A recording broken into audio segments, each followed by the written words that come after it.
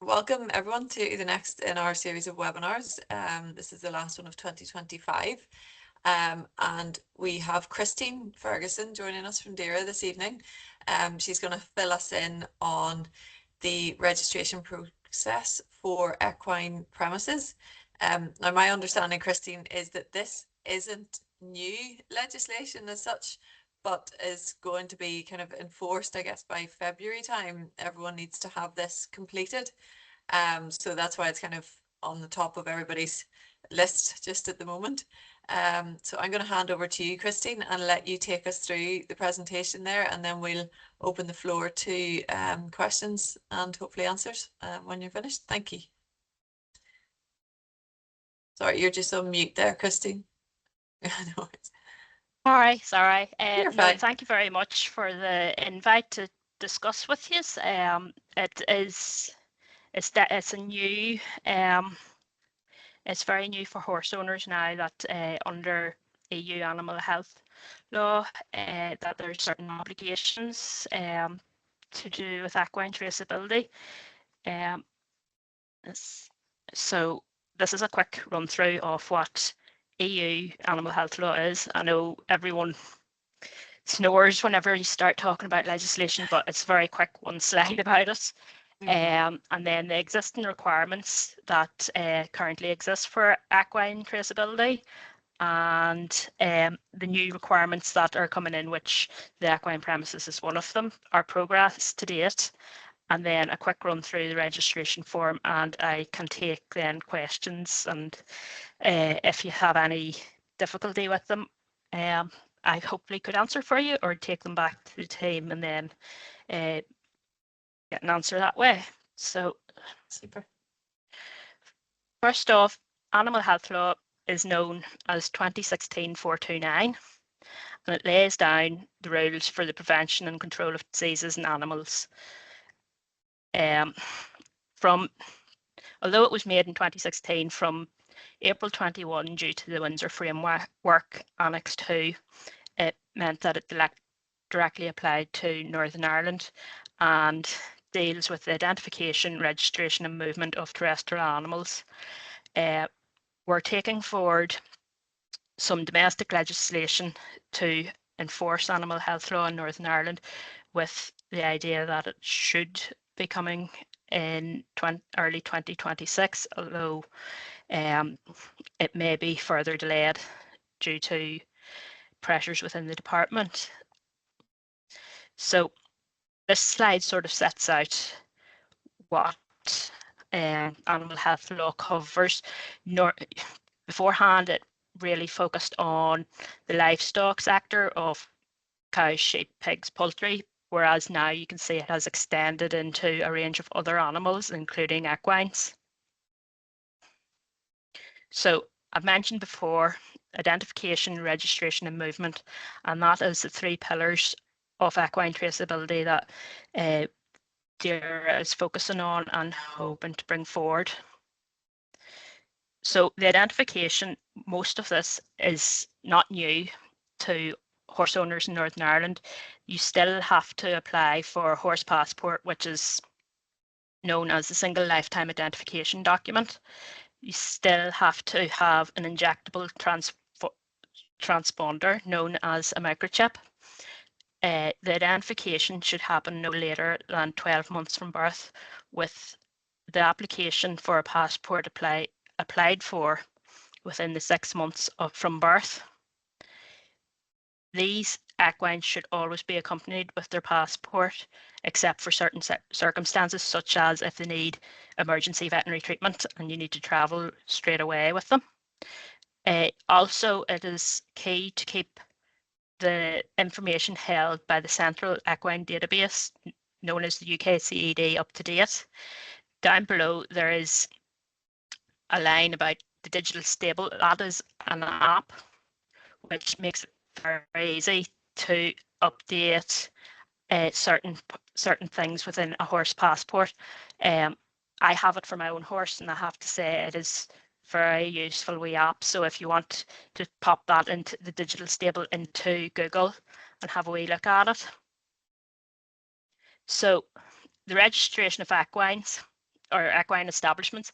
This is the new obligation and is the first process for completing all the requirements under animal health law. It used to be a voluntary register, but has now become mandatory since Minister Muir launched the press release in July of this year. So the communications of equine establishments commenced in the summer with the view that the PIOs, which is the passport issuing organisations, will ask from the 1st of February 2026 for an EEN whenever someone needs to either apply for a passport or make a change for a passport, or to request a duplicate or replacement passport. The equine establishment registration will ask for the name of the operator, locations, address, type of establishment, and the max capacity of the establishment. It is the operator that applies. So for an example, if a horse is on a livery yard, it is the livery yard operator that requests the establishment number, and then they have to give it to any of the liveries that request it. Or if you're a private single horse, a yard out back of your house, then obviously you are the operator of that yard, so you have to apply. And we are taking forward a computer system to hopefully get this online, so we can do without the paper-based system, but at present it is still a paper-based system. But there should be no inspections or assessments attached to this. It is just purely to register that you have an establishment where a horse is. So it is not just about legal compliance. It will help contribute towards disease control and hopefully prevention, help towards preventing fraud and theft, enhance equine health and welfare protections, help give access and guidance from DAERA to horse owners, and hopefully close the loopholes to fraudsters. Although, as I mentioned at the start, whenever I said about how animal health law covers a range of animals now, it is essential for stakeholder buy-in, and it will be a culture change really for the equine industry that there are now regulations to do with traceability of horses. So another new part of the legislation is the movement side, which is called habitual residence. And this is where the equine operator must notify the competent authority, which is DAERA, when a horse moves from one establishment to another in a period that exceeds 30 days.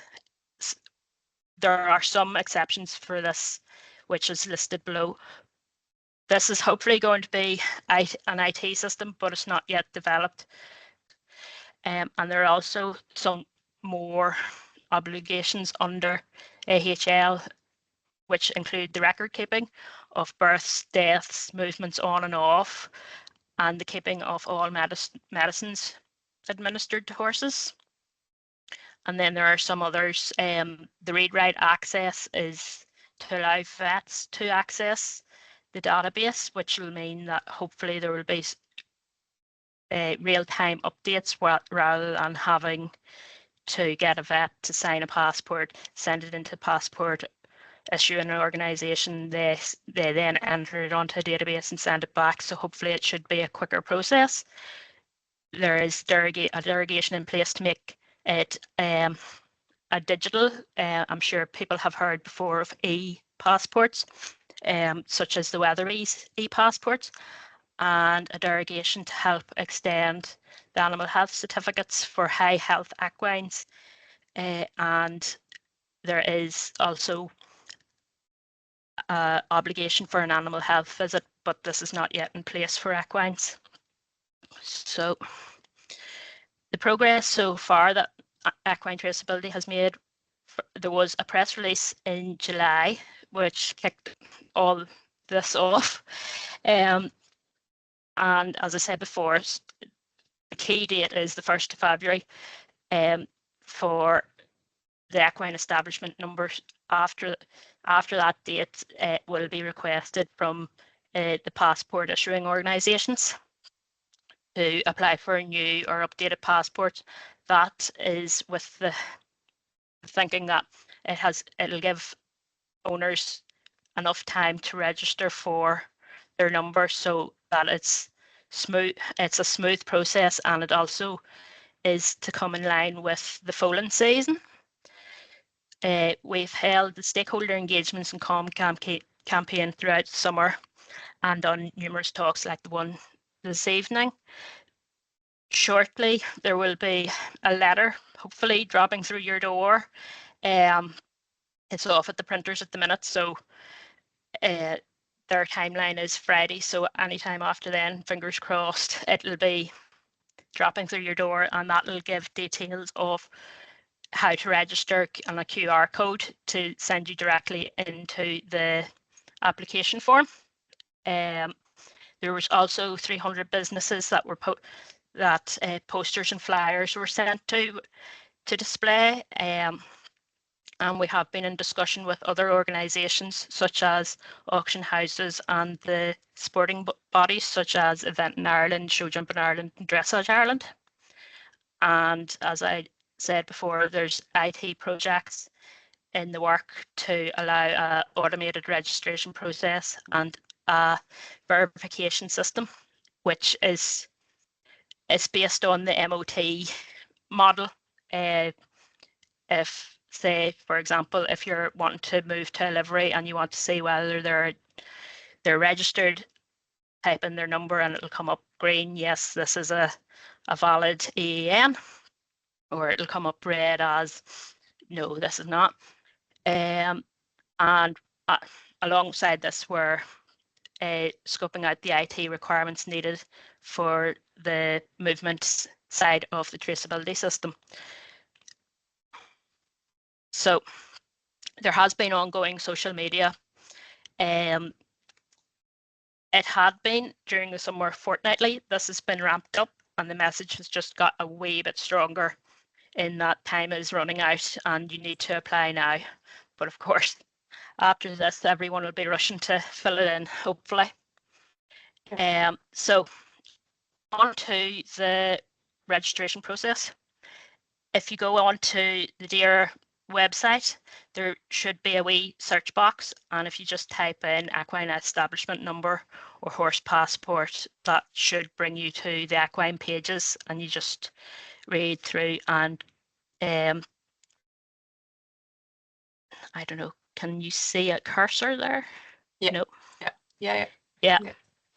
Just that bottom one is the registration form. Every time I click, it moves. So the page also has information on the horse passports. There's a question and answer document and guidance notes as well, which we've tried to cover all questions, but we quickly realised every equine situation is very unique. So the registration form is very simple. There's only 3 pages for you to fill in. So section 1 is for DAERA administration purposes. If you have ever dealt with DAERA for livestock, you would have been assigned a business ID. Or if the horse or pony is on a farm, you can ask the farmer if they have a business ID. If not, there's no need to worry. It's just that it's so we have a file of what numbers are attached to that business. So if you don't have a number, DAERA will create a number for you, but it's just solely for our administration purposes, because we have heard previous people, they've sort of seen the word business and panicked, saying, but I'm not a business. It's just that was the name that was originally created way back when and then equines came along and we had to sort of use their terminology. So section 2 is keeper information, which would be your name, postal address, and your contact details. And then section 3 is the establishment details. So this is where the horse will be kept. The address of the establishment. We understand some places maybe won't have a full address, but if you can give as much detail as possible, you know, the road or even the townland, anything, just so we would have an idea of where the horses are, the number of horses that are being kept, and the maximum number that the establishment could hold. And then a brief description. We're not asking for war and peace. We just want to know roughly how many stables, is there grazing available, would there be isolation facilities available? And then there's extra boxes for if you have more than one area where a horse is kept. So say if you have a stable and then a mile or two down the road you have another field, if you just put the road name of where that field is and the rough acreage if you know it, that should satisfy that question as well. And then finally, there is the decoration section for signage. And on the very last page, I know I said 3 pages because the 4th page is a list of the DER direct offices, and you can send in the application form to any of those offices. You can either do it in person, post, or via email. So thank you very much. I know that was a very, very quick gallop, if you excuse the pun, through. But that is our contact email address as well if you have any questions afterwards that you think of, and I welcome your feedback. Thank you so much. That's really, really helpful, Christine. So just to clarify, because I was having this conversation has come up, I suppose, with a lot of people I've been talking to about it, you know, where they're like, oh, I just have one horse in a field and I'm not, you know, I'm not a livery yard, I'm not anything, I'm not even out competing. Surely I don't need to register, but really this is a catch-all, isn't it? It's to kind of It is a catch-all, yes. Even I've heard that as well. You know, oh, I'm just a leisure rider. My horse is just a wee hobby. It is for everyone. It's not just for big business sort of or the competing person. It's so if you're speaking to people, please advise them that no, it is for everyone, because the ones with just their own horse and they're not competing, it's very hard to get the message to them because we're trying to target, so we're going to the equine groups and we're going to where we can target as many people as possible, but those are the people that sort of could slip through the net.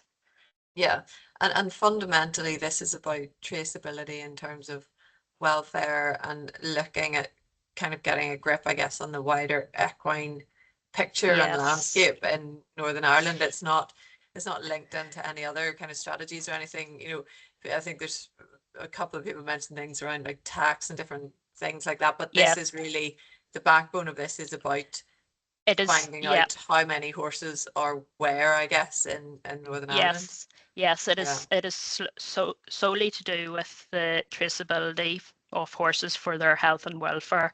It's also to comply with the animal health law, but it is with the idea that the horse is at the main, their welfare is at the main heart of it, because I don't know how many of you knew about the Paddy Wall report that followed from the RTE documentary, and from that it just showed how shocking it was trying to trace horses. There was no there was no framework in place to try and trace them. So this will hopefully be the starting point, and it will help close those loopholes that were discovered in the RTA investigation as well. Yeah, brilliant. I'm going to open it up here, Ashley, if you keep a wee eye on your screen as well, and see if there are any questions from the floor. Does anybody on the call have any questions? Let's see. Silence. keep an eye on the chat here. I've stunned them all. Okay. Hi, Joy. If you got a question there. Oh, I think you're on mute there, Joy. Possible. No. Can you? I wonder. Do you want to type it, Joy, and I can read it out? Yeah. Okay. Does anyone else have any questions just in the interim there, or what Joy's typing that out for us? Just out of curiosity, has anyone? I know, Molly, you said you had. Has anyone else applied yet? One. Yeah, and it's actually it's a very straightforward form to fill in. I think I the first time I opened it, I did look at that it was around the business number and stuff. And yes. it's like I don't have that, and then I sort of tucked it away, and then realized actually February is nearly here. So yes, I thought again, it was very straightforward and easy to do. It's just it's one of those unfortunate things of government. Totally, and, totally understandable. Yeah. I know I'm guilty of it too. I'll look at a form and then I'll say, oh, I'll do that later, and then it turns up again and you're like, oops. And just on that, I guess, sorry, Julie, go on ahead there. Yeah, just occurred to me, I mean, I don't actually own any horses anymore, sadly, but I am involved with Molly in the one equine thing. Are there going to be any penalties for people who fail to register?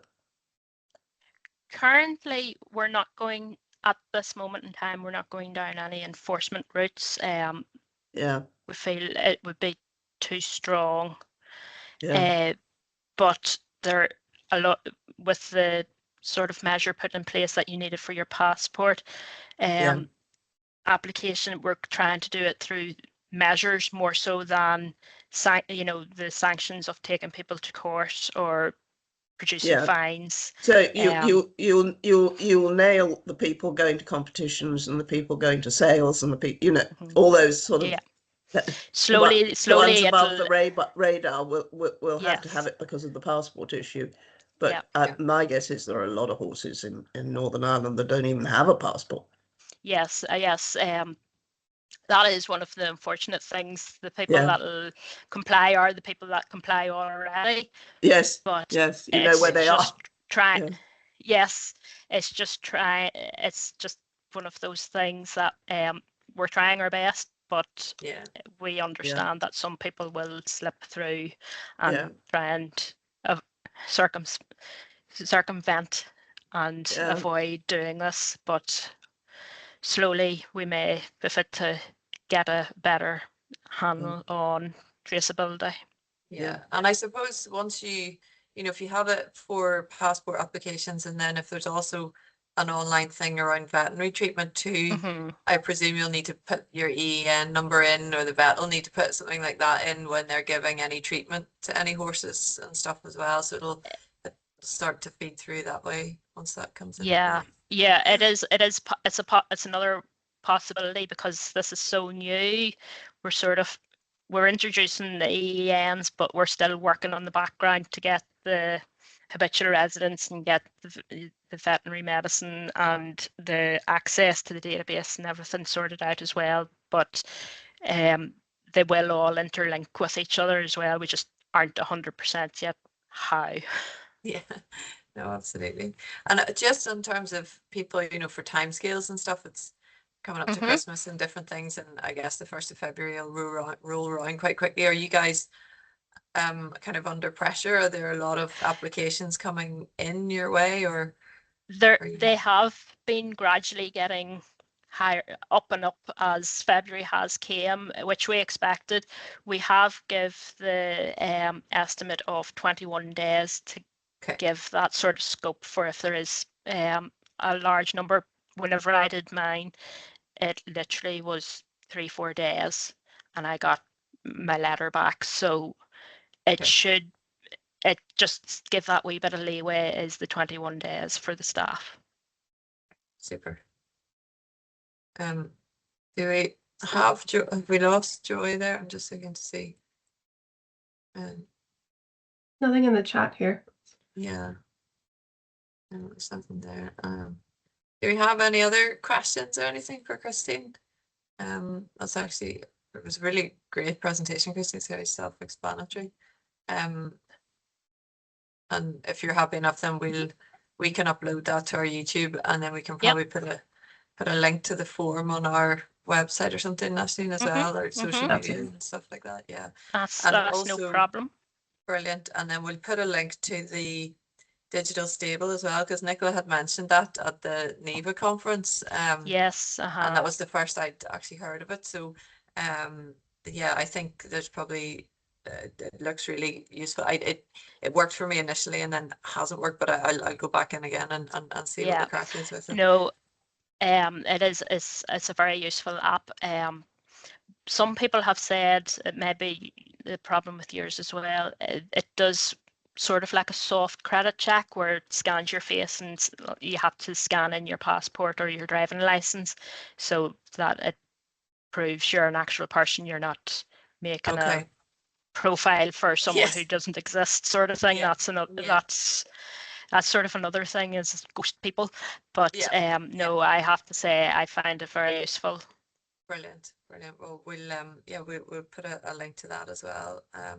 That's super. Great. Well, I think if we're happy enough, if there aren't any more questions, let me check if we got. Yeah, and you happy enough? Yeah, all good. Yeah, all good. I was just going to actually put just into the chat there. I had applied for it there early last year, but I suppose it's worth mentioning that donkeys, I would take it, are involved in the registration as well. Yes, sorry. No, you're all right. Don't worry. Horses on the brain, poor donkeys don't get a mention. But yes, whenever we talk about equines, it is horses, ponies, donkeys, or their crosses. And it also includes zebras, if anyone has one of them running around their garden. Super. Well, I think that would really raise the sort of the awareness of the plight of the donkey as well, because there are so many welfare issues out there too. Yeah. And there's so many donkeys are just thrown in with, maybe a group of horses, or they run with horses, and they sort of go unnoticed. So in some ways, this should be a really good way to get the donkey known out there as well, and that they're as valuable as the horses, too. Yes. You're right. The poor donkey does get forgot about, but hopefully that it'll help with their traceabilities as well.